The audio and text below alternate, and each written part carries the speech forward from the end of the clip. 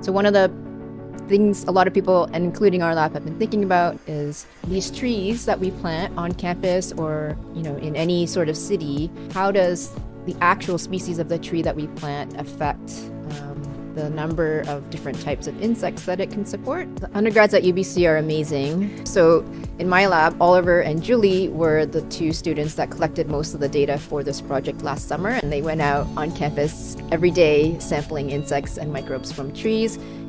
For our data set, we wanted to compare native and non-native trees, as well as trees in a variety of different environments. We selected a set of 20 species and took the seeds data set of trees on campus and randomized the selection within each species. So actually it's quite simple. We just have a ladder, a giant stick, and an upside down umbrella. And the procedure is basically to climb on the ladder and choose a branch, preferably one with lots of leaves or needles, and hit that branch 10 times with a meter-long stick. Preferably all the insects that were dislodging from the branch falls into the umbrella, and then we use a paintbrush to pick up the insects, and then we put them in vials that have ethanol in them, which quite quickly kills them and preserves them until we can pin them later and look at their species and how many insects were on each tree and gather data that way.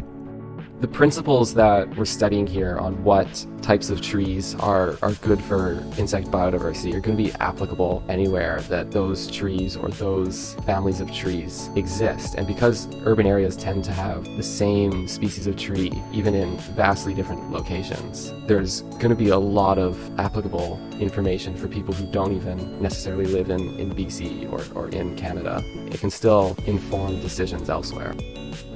Devlin and I have been collaborating for the past few months on putting together a method for actually processing these samples. Most of my work is on the insect collection and identification, and so I work alongside some of our undergraduate work-learning students to pin them appropriately, and then I categorize them into large families, and then from there move into species. With the insects, we're looking kind of at twofold. What kind of insects are on the tree and how might they be impacting the health of the tree?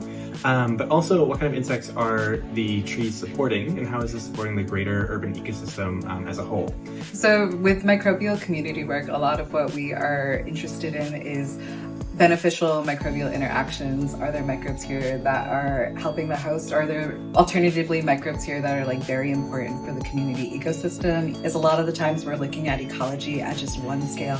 Either we're looking at just trees, just insects, just microbes. The awesome thing about this project is that we have it at multiple scales working its way down, and all of these things are of course interacting with each other.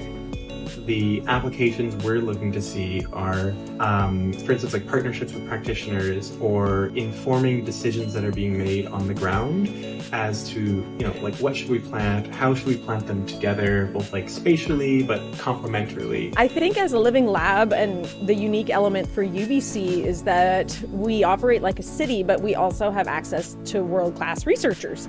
And so we get to look and explore our landscapes, thinking locally and acting globally, understanding how native trees versus non-native trees support insect diversity has implications for cities and communities all around the world.